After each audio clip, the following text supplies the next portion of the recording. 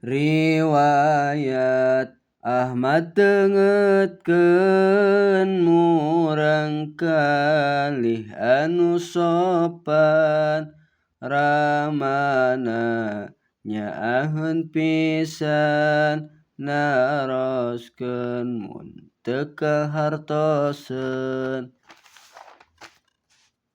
Kajadian hiji dinten kalakuan goreng pisan ret ningali tatangkalan ngan hanjakal bangkung pisan.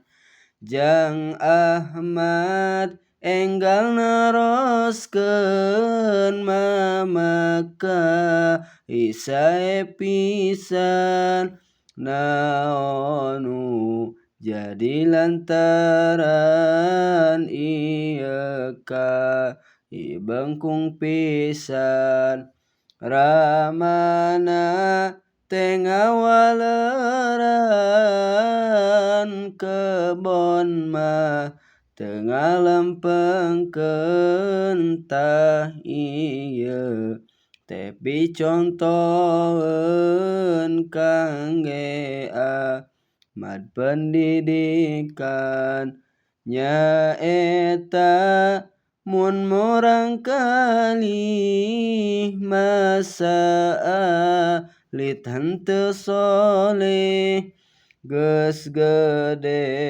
mah beuki seusah moal beunang ku papatah.